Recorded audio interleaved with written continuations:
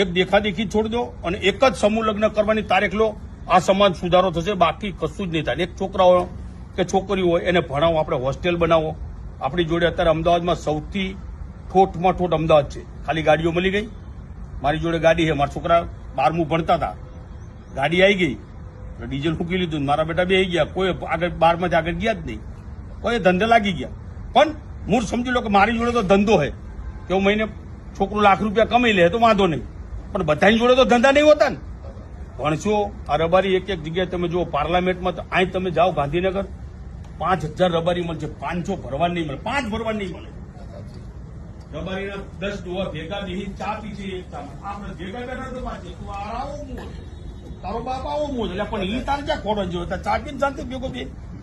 રબારી તમે જોજો બે ભાઈ બે એની આશા કી આપણે કેમ ન થઈ? એ ભણ્યા છે, એ પૈસા આપણે કેમ નહીં? આપણી જોડે શું નહીં? બધું છે.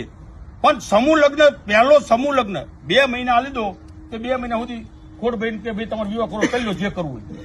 2 મહિના પછી આ મુદ્દે આગળ જવાશે. 4 થી 5, ચોથો ને 5મો અમારી જવાબદારી કે પેલા આ બાજુ કરીએ, પછી પેલી બાજુ કરીએ. એક અઠવાડિયા તારીખ ખાલી દઈએ કે ભાઈ અઠવાડિયા પછી આ બાજુ, અઠવાડિયા પછી પેલી બાજુ. એટલે સમૂહ લગ્ન સિવાય કશું થશે નહીં. જય દ્વારકાધીશ, જય ગોપાલ.